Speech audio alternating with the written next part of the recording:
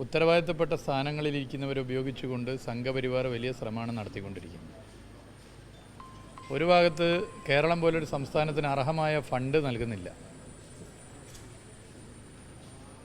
കേരളം ആകെ പ്രയാസപ്പെട്ടോട്ടെ, ഇടതുപക്ഷമാണ് ഭരിക്കുന്നതെന്നുള്ളൊരു നിലപാട് സ്വീകരിക്കുന്നു. മറുഭാഗത്ത് നമ്മുടെ രാജ്യത്തിൻ്റെ ഭരണഘടനാ തത്വങ്ങളെ തന്നെ ആക്രമിക്കുന്ന നീക്കങ്ങൾ നടത്തുന്നു. ഇന്നലെ നമ്മുടെ രാജ്യത്തിൻ്റെ സ്വാതന്ത്ര്യ ദിനമാണ്. യഥാർത്ഥത്തിൽ ജനങ്ങളെ ഭിന്നിപ്പിക്കാനുള്ള ശ്രമമാണ് ഉത്തരവാദിത്തപ്പെട്ട സ്ഥാനത്തിരിക്കുന്നവരെ വെച്ചുകൊണ്ട് കേന്ദ്ര സർക്കാർ നടത്തിക്കൊണ്ടിരിക്കുന്നത്.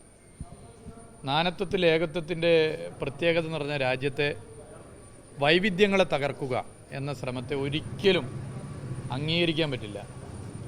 ഇടതുപക്ഷ സർക്കാർ അതിനോട് ഒരു തരത്തിൽ സന്ധി ചെയ്യില്ല. ശക്തമായ നിലപാട് സ്വീകരിച്ച് ജനങ്ങളെ ഒന്നിപ്പിക്കുന്ന സമീപനം സ്വീകരിച്ച് സർക്കാർ മുന്നോട്ട് പോകും.